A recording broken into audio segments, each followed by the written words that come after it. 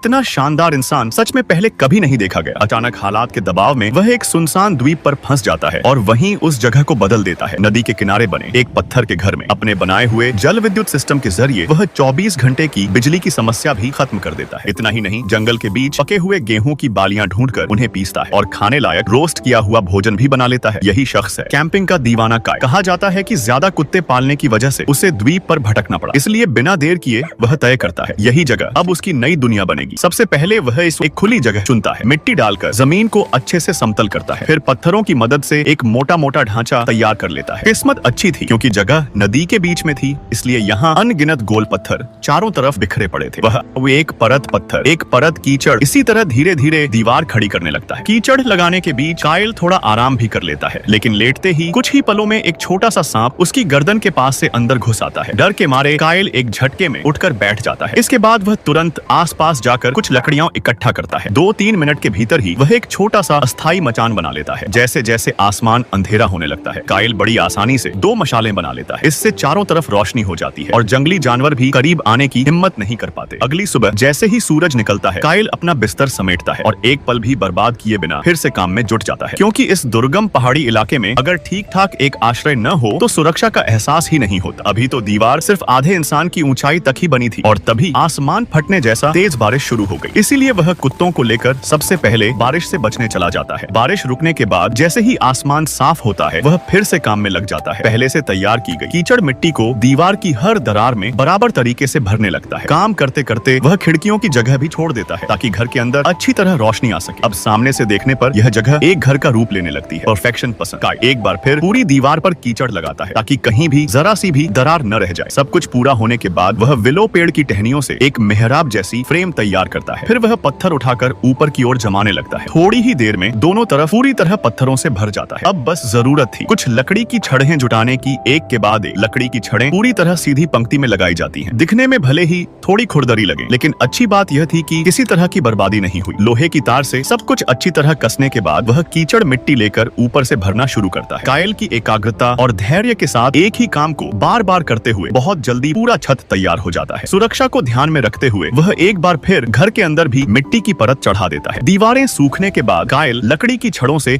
एक फ्रेम बनाना शुरू करता है। मकसद सिर्फ एक ही है, अपने लिए एक आरामदायक लकड़ी का बिस्तर तैयार करना। पूरा बिस्तर बन जाने के बाद वह उस पर लेट कर देखता है। अंदर का आराम ऐसा महसूस होता है कि चेहरे पर अपने आप मुस्कान आ जाती है।